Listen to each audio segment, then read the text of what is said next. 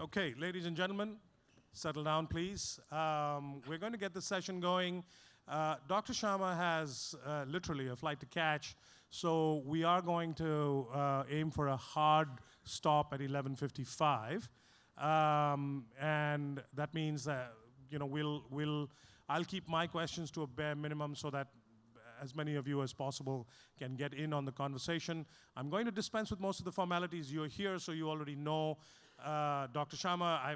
I hope you caught his really superb and exceptional speech at the plenary yesterday, and also his very passionate presentation at the debate in the debate chamber yesterday. My name is Bobby Ghosh, Dr. Simon Schama. If you would like to give him an initial round of applause, please. Thank you. And Dr. Schama, I'll swing straight in by picking up on the point that you made at the debate chamber yesterday when you were talking about populism and the rise of. Could you give us a little disquisition on what is it about this moment in the world that we see so many populists rising almost simultaneously? What is it about this moment that empowers them, allows them, or what is it about us, the populace of the world at large, that makes us sort of moths to their flame? Yeah, powerful and deep and crucial questions. Populism, Bobby and I were just talking about its rather narrow origins as a term. And I promise, nobody should panic.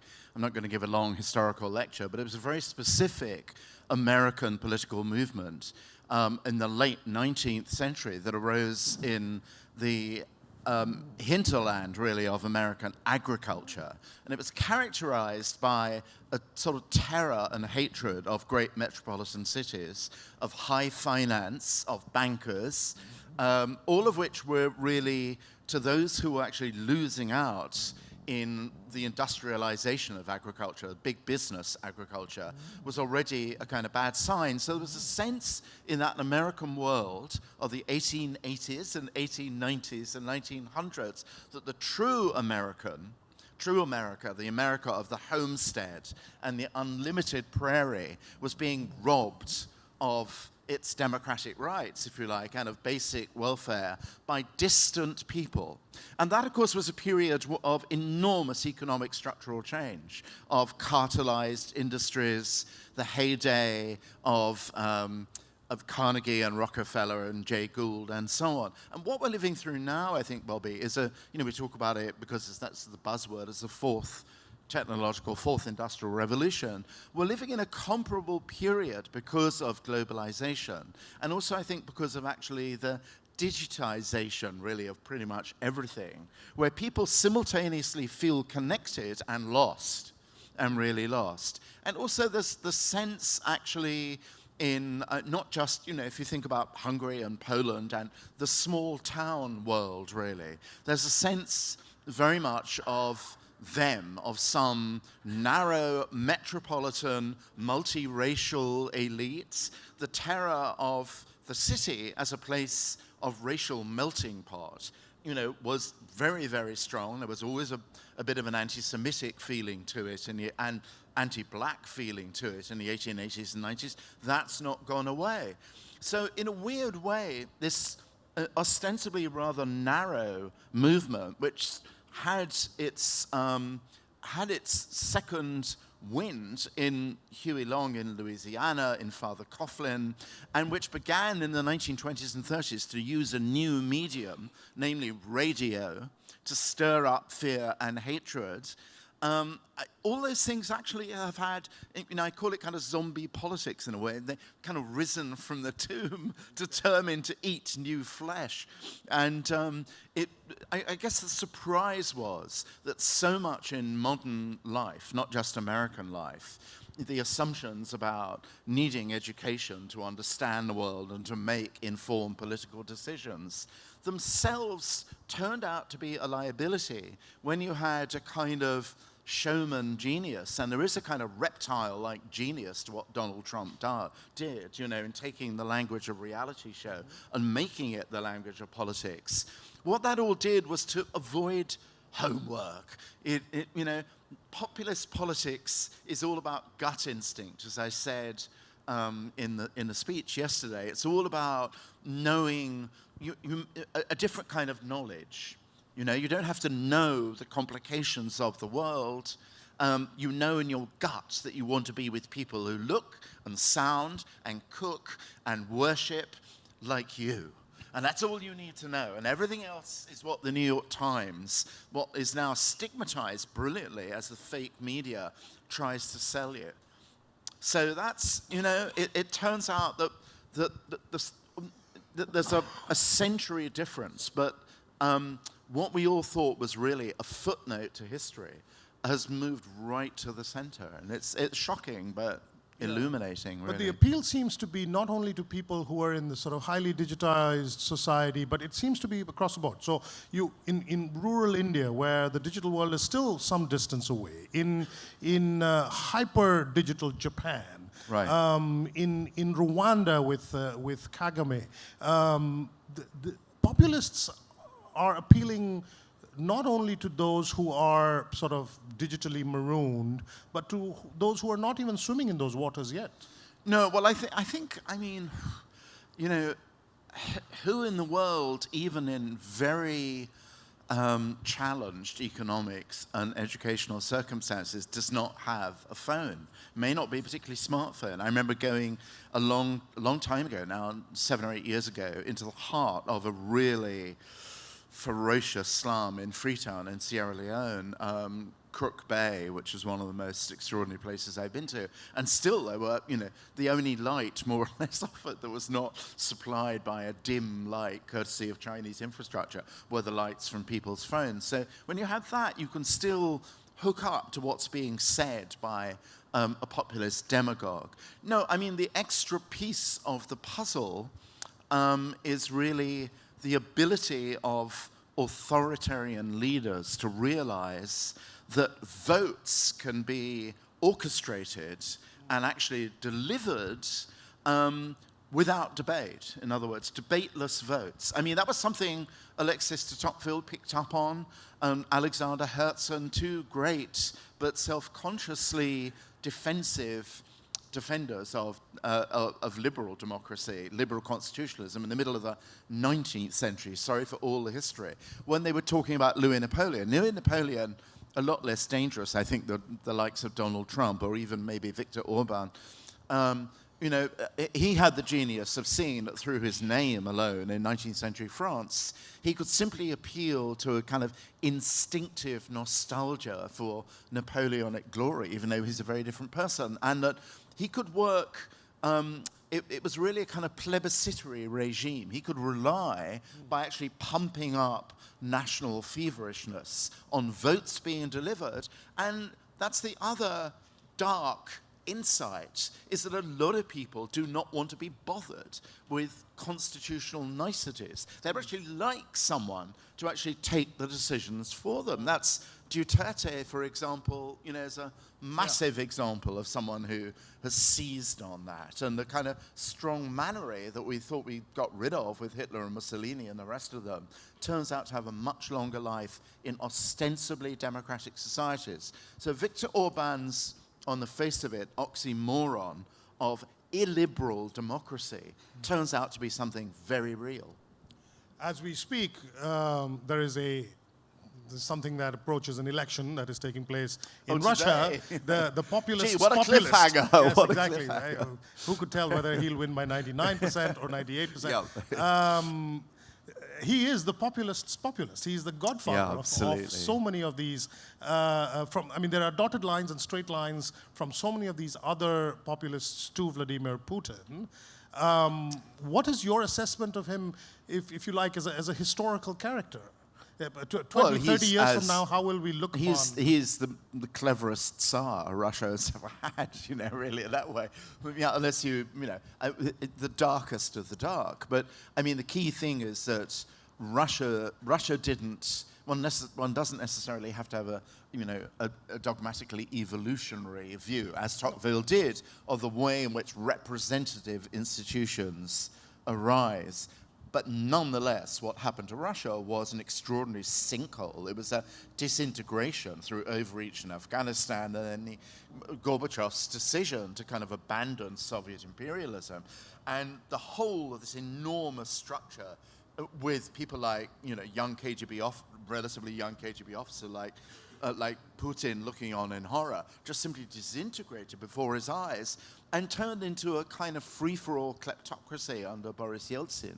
And so there was never any chance for party politics to develop in a relatively orderly, systematic way. There was, during the heyday of perestroika, there was a time when there was a relatively free press. There was organs which had been lonely, like Crocodile, proliferated other satire. The state of satire is often a very good index, isn't it? Yeah, index of actually whether you're going to have a free society.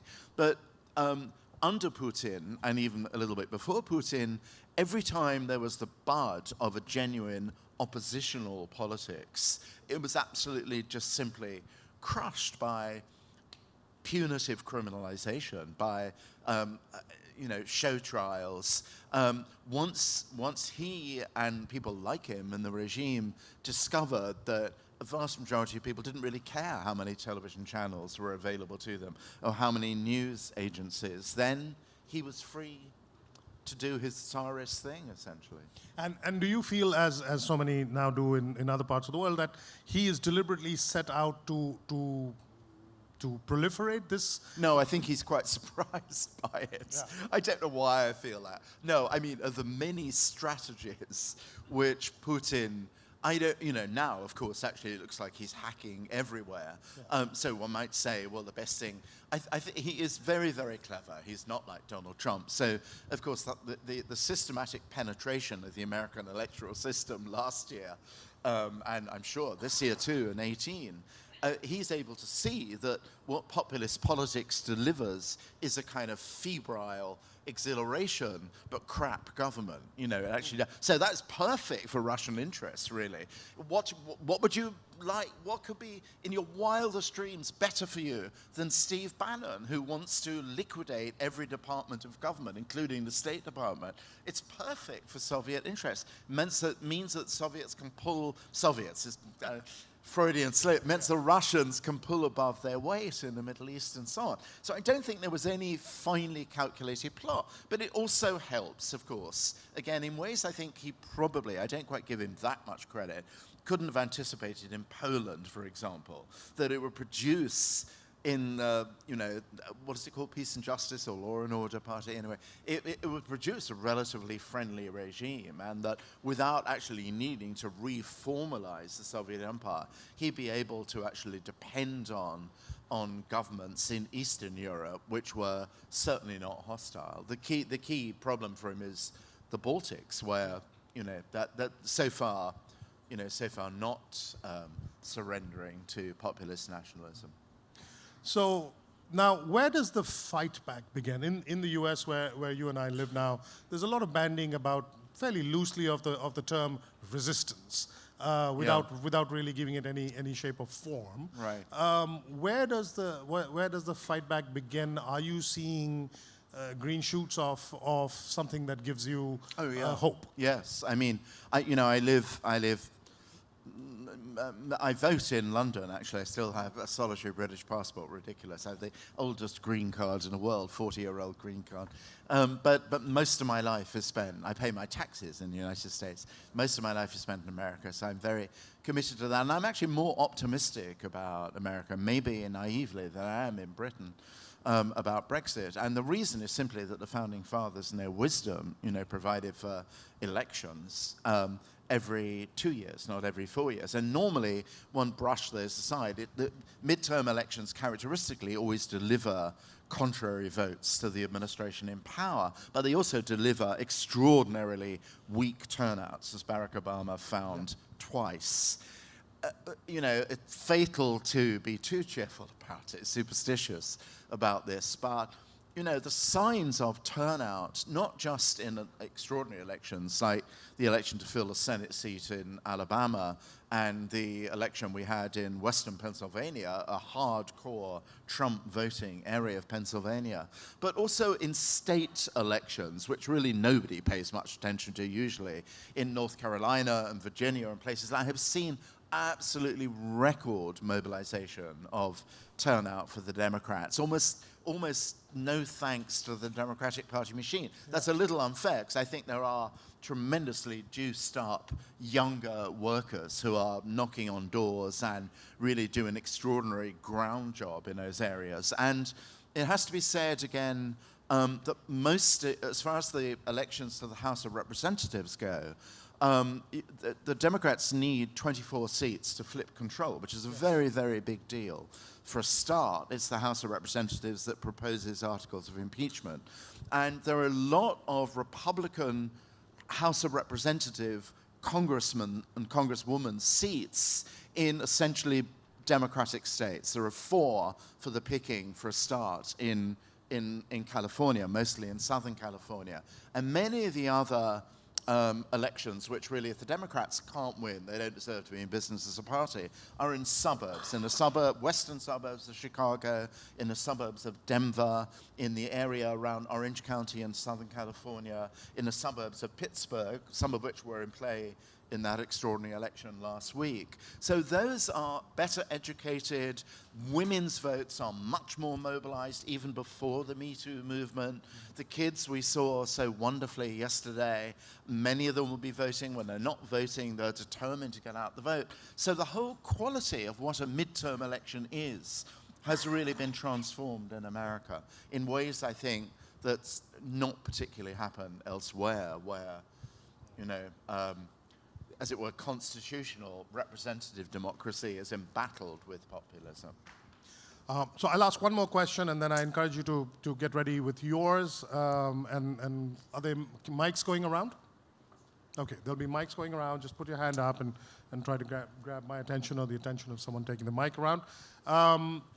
Since we're talking to an audience of teachers, can I ask you if the rise in populism in some way represents a failure in the modern education system, and if there is a corrective that can and should be applied? The lady nodding her head there. And is there a corrective that you would prescribe that should be applied to the way we teach our kids? Well, this is going to be a very sentimental answer, but I do think it's important, has not been addressed. One of the things which, again, particularly in America, but I think it's true in Britain as well, it's true in France with Marine Le Pen. I mean, one astonishing phenomenon, in case somebody hasn't noticed, is that Jean-Marie Le Pen, you know, the old Nazi, basically, certainly Vichyite fascist, his memoirs have just become a runaway bestseller, memoirs which no orthodox French publisher would actually touch, instantly became a bestseller. That gives you the sense that there is something sexy about hatred. It's really upsetting, which you know, conventionally the word you used yesterday was gleeful. I did, yes, gleeful. There is something viscerally exhilarating. A lot of those of us who have been trolled, you know, the famous Pepe the Frog meme that you know, Bobby, in America, essentially it's all about abuse. You know, the kind of images of Hillary Clinton hanging from a gallows. It's really about the kind of onrush of abuse. So it specializes in negative things. And the kind of high-mindedness of liberalism, of constitutional Democrats, hasn't really caught up with that. It does seem a bit too academic. So it's not, it probably isn't a complete antidote for it. But there is something absolutely heroic about the history of liberal democracy. Generations died for it, whether you look at, you know, John Milton or Nelson Mandela. There is a story to be told about that, and it's not being told because it is actually taken for granted that somehow it's a kind of dull things that high-minded newspapers, you know, rest on. And sort of the kind of heroic history of the struggle for democracy isn't really being told properly, except in specific identity communities, like suffragettes and votes for women and civil rights. But as something that belongs to all of us, that had to be fought for. That is not being taught to our children very much, and maybe wrong, maybe being taught Gandhi is a very good case in point. The possibility of non-violent victory, a mass politics invented in not violence is an extraordinarily heroic story. The trick there is to make it heroic without being sanctimonious. Yeah. Because sanctimoniousness will never win against the sexiness of wickedness. Not ever win, but it has a hard time. So it has to be a great story, it has to be a gripping story. Okay, so we're going to now start, the gentleman here. Could you identify yourself and since we are short on time, swing straight into your question? Yeah, so my name is Jelmer Evers from the Netherlands. I'm a history teacher. And also From where, sorry? From the Netherlands. Oh, from the Netherlands? Your speciality. Waarom? Where exactly from the Netherlands? Utrecht. From where? Utrecht. Oh, yeah. Okay. Yeah. So I'm a bit worried that we're discussing symptoms of what's going on. Because are we really delving into the political economy that's really leading up to Donald Trump? And that also has to do with our economic system, our capitalist system. Yeah, very good point. And I haven't heard that here in this weekend that much. And when I've reading, for example, Danny Roderick or Branko Milanovic or historians like Bas van Bavel, they're really delving into this dynamic way more than I think the general public knows. And I think we should be educating our children in that sense as well. So how do you see that sort of whole political economic system? Well, I think if I understand your question rightly, and I thought I understood it better at the beginning and then at the end, it's certainly true that the collapse of Marxist socialism, for example, as a viable system, not of social democracy, but of, collectivism, really, as a system it collapsed in Russia, it collapsed in China, left an enormous fertile place for nationalism and protectionism, as we saw last week, to move into for a much narrower view about economic self-interest. But the other half of it is really that the kind of presentation of the economic system, which managed to survive this horrific recession, worldwide recession, but with very unequal rewards given to different sectors of the population.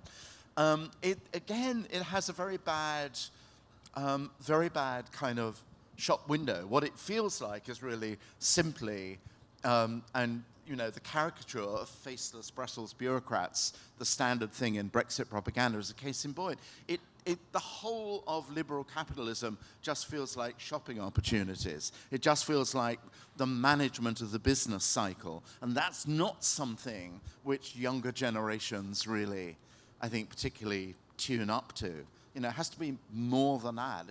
How do you, for example, honestly, they're the generation which is going to inherit our present world. How do you deal with a social world and an economic system in which a vast majority of jobs are going to be done by non-humans, by artificial intelligence and by robotic production lines? What are the kind of job opportunities? What are the kind of skills? They're not going to be even engineering skills. They're not going to be technological skills. Machines will design software for other machines. That is going to happen. Humans are not going to be driving trucks or cars. That sort of thing. It's a terrifying future, but it's also an opportunity for a proper discussion about the relationship between technology and social justice.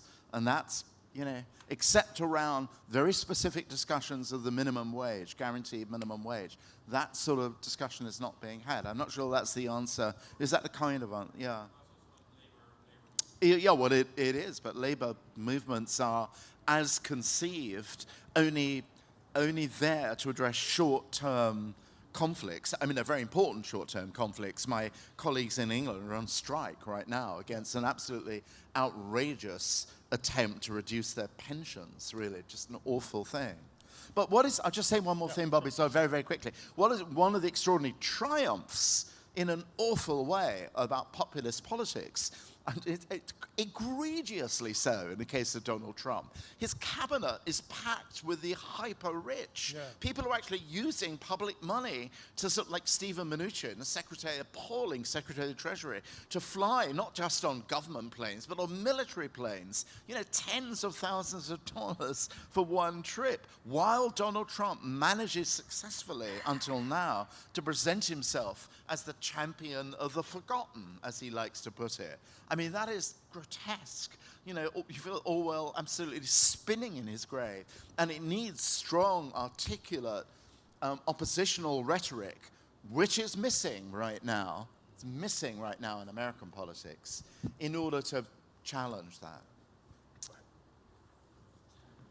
My name is Armin Doucet. I'm a world issues and modern history teacher in Canada. You're my hero, then. This is a dream panel for me, having Mr. Gosh and Mr. Schama together. And I know, Yelmer, you're agreeing with me on this. Where in Canada? Moncton, New Brunswick, Okay. on the East Coast. Oh, yeah, no. I lived in Nova Scotia for a little bit when I was doing research in Halifax. In Halifax. I was doing research for Rough Crossings that Bobby and I were talking about. So Okay. I know that part of the world very well. Great. I wouldn't be a teacher if I didn't do this for my student at the moment. She is pleading with me and did a research on you and was looking at you. Tell her to get a life. Yeah. For instance. Well, she's looking at a passion project. She wants to look at the evolution of art during World War II, and she's pleading great with me subject. to ask Great if subject. you would be willing to give her some insider advice if she sent you an email. Of course. That's not what we really call a question, actually. It's- But of course. She needs to go to, and because we're all friends here, I'm now delivering. If you can remember this, it's best to go through my assistant, actually, who's called Marta, like the Spanish version, no H, Marta E. Hamilton @gmail.com. And she should say, what's her name? Her name is Regan. Okay, so she should say we've had this conversation. We've usurped Bobby's kind hospitality. I apologize for putting You're you on making the spot, dates, but so thank that, you. but educational bits. Other questions? So lady back there. Hi. And then thereafter, lady up here in the front.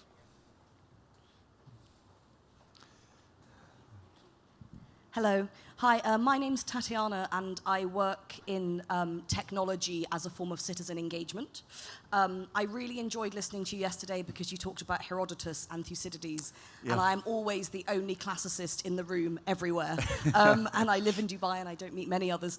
I wanted to ask, I've had a strong belief for a long time, which may be naive, that emphasis on the humanities, despite the fact that we're focusing a lot on STEM skills and innovation for the future, that the humanities within education systems can create better empathy amongst young learners, which can be a source of conflict resolution in a populist world, and empathy as a way of developing better dialogue for ultimate kind of social cohesion.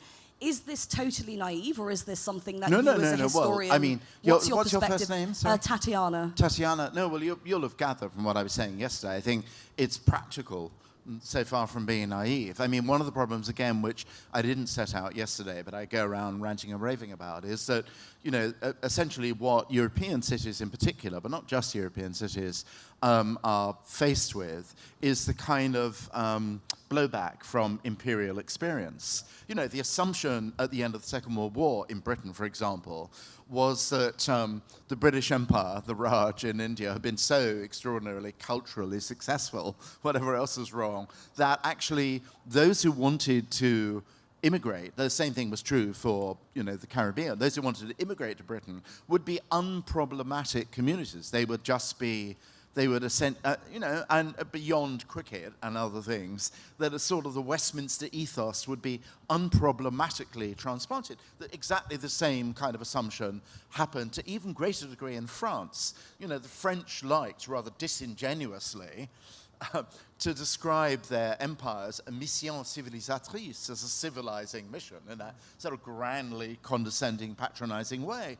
And in fact, they went the whole way in which citizens of the French Empire were citizens of metropolitan France, so that, again, it would be unproblematic to have French Algerians. They would always be more French and Algerians, or French Moroccans and sort of French Tunisians in metropolitan France. And when it was discovered that there were all sorts of cultural issues, not so much with the incoming community, but the response of the white communities around them. A bloody enormous problem arose. So your point about actually the humanities, if one thinks about the glories of, Anglo-Indian fiction and poetry, and, that's something, from on the one hand, E.M. Forster to Salman Rushdie and Arundhati Roy and so on. That's actually an absolutely logical way to teach unforced empathy, unsanctimonious empathy, just the empathy that comes from living together within a shared body of learning. And you're not compromising it. The right-wing tabloid press will always say, oh, you're just sucking up to some form of politically correct multiculturalism.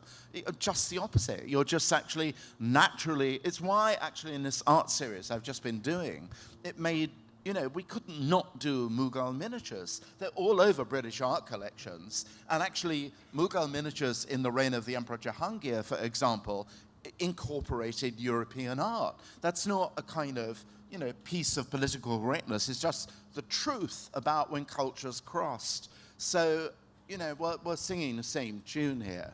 The issue is really how to think about civics, which is very important to teach. It's very demure. I mean, it's very lofty. It's like going to church, nothing wrong with going to church or temple or mosque or synagogue. But it's sort of, you need something more for the kids. You really, for young people, they need to be excited about what they're reading and what they're understanding, I think. A last question here. I'm very conscious of, he has to catch a flight, David, so. Hi, I'm Sarika. I'm a special educator in India. And I think a lot of what you said for the last question answered what I was going to ask you.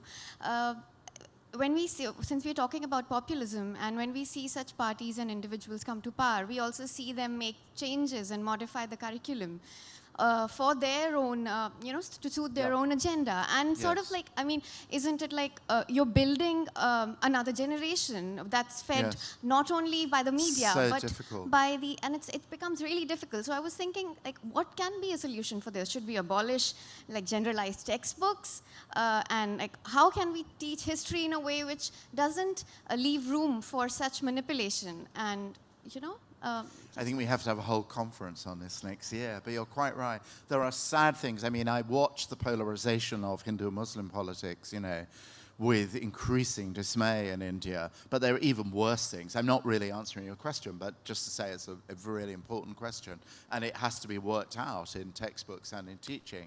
But one of the saddest things, happened in cities like Baghdad, where Sunni and Shia Muslims lived on the same street. There was absolutely no issue at all of them being enemies. And then actually they had to physically separate their neighborhoods, really.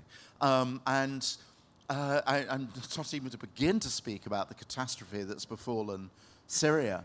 And it's very, very hard. I mean, a lot of the coming back together again depends on neighborliness. It's when it's what's happened with populist politics from India to America is a kind of, an artificially engineered estrangement between neighbors, really, and that's always been a terrible thing. The sudden dawning in the minds, usually of the majority population, that somehow those who are living among them are not just who they thought of as neighbors, are strangers and probably enemies, probably a fifth column. And that is, I know what to tell you, except actually that in our teaching and our writing, we have a duty to confound that, which is a kind of, feeble writer professor's way of doing it. But we'll have a conference on it. We'll have a much longer session next year, courtesy of Bobby, and talk about exactly that. You do have to go. You have 1 minute left. I'm going to ask a very short question for the benefit of all of us. A book you're reading now or have recently read that you can recommend that helps us understand our world as it is today. Yes, there is a most wonderful book. I think the best novel I've read in years and years and years by Mohsin Hamid. who I believe is Syrian, but writes in English. It's called Oh, is he Pakistani? Okay, thank you. Well, that's a very important difference. I've never met him, so it's good not to know where he's from. But it's a book called Exit West. He wrote a very good novel called The Reluctant Terrorist. But this is much better. Have you read it? You're Tatiana. Yeah, it's a most extraordinary novel. It's not long. It's really about the fate of refugees in a country like Lebanon or Syria. But to describe it like that is to sell it short. It's a beautiful lyric. It's a love story, really, set in the middle of a terrible refugee crisis. And it would spoil it. Have you read it, Bobby? No, okay, well, it would be a real spoiler. Something very weird happens halfway through the book, which is, it's a book of absolutely exquisite genius, and it really is about this issue of neighbors that become strangers and the sort of terrible feeling of no way out. It's the best book on that terrible dilemma, that either fiction or non-fiction. Exit West. And I don't know him. I'm not getting commission on sales. It's a wonderful book. Ladies and gentlemen, Dr. Simon Schama.